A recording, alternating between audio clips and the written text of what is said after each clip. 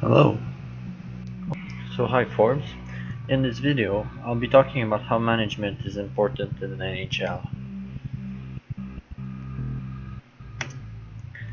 Okay, so for the introduction, this presentation will cover chapter 1, 4, and 6.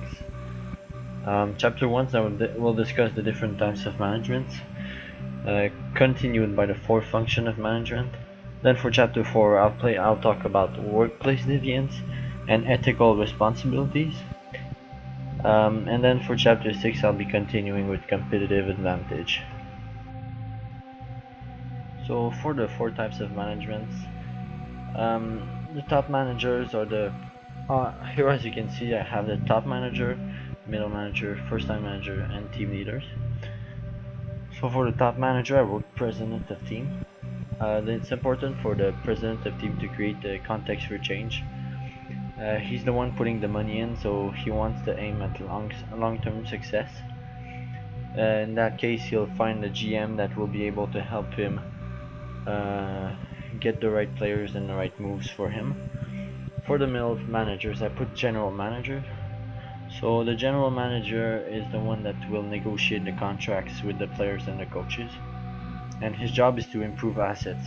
What I mean improve asset is to go negotiate some trades, and for example to draft a player. So when the draft is when it's your time to draft, uh, the general manager's job is to find the one who's gonna fit best with your team and gonna help your team improve. For the first line managers, I wrote coaches. So the coaches are really important in hockey and in every sport. So it's motivating players. You want your coach to be able to communicate well to your players, and it has your coach also has to be rapid on job decision. What I mean is on the ice, he needs to be able to make some decisions which will help him win some games, and also make some decision off the ice in order to prepare the players for their games, and that's it. So for the team leaders, I put captain and alternates. Well, there can be other players too, but mostly captain and alternates. Captain and alternates have to be an example on and off the ice, and they have to help other players improve. By being leaders, they're gonna help. They're gonna be able to talk to their fellow players and talk and help them improve their game on ice.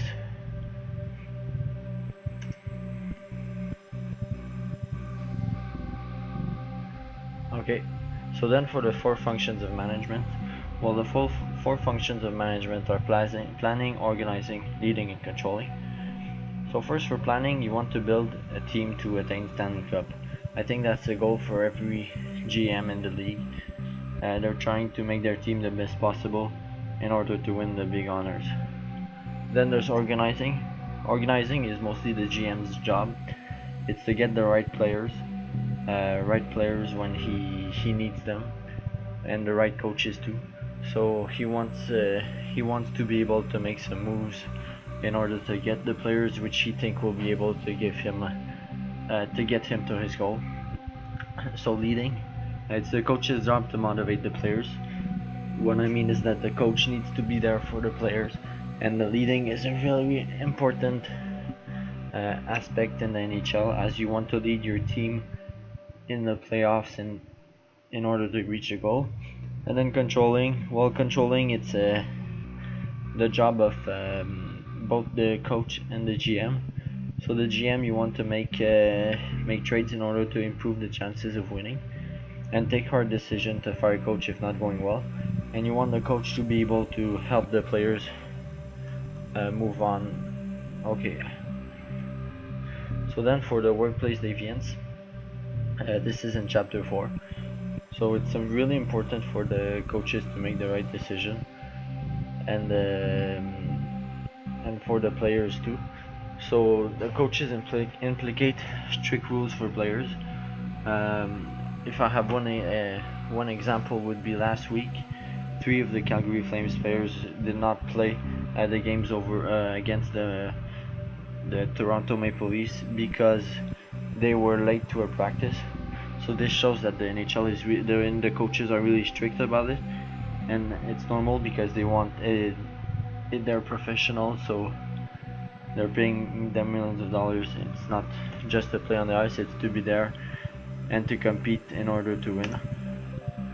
Then for ethical responsibilities, while the players are faced with many ethical situations, there's consequences off the ice and consequences on the ice. Now you might be wondering why there's a photo of Slava Voinov here. Slava Voinov was a player for the Los Angeles Kings, and he actually has been forced to stop playing in the NHL because of some incidents that happened off the ice. There was some incident with his wife, and he got caught and got sued. He therefore got justice, got into justice, and he couldn't play. The Kings decided to let him go, and he was forced to get back to his country, which is Russia. And then consequences on the ice. Well, this is the league that will be judging on how the league will be judging on hits, for example, that are illegal or dangerous, and will be giving some match penalties if ever the hit was illegal or dangerous. Then for competitive advantage, this is of chapter 6. So NHL is the biggest hockey market on the earth.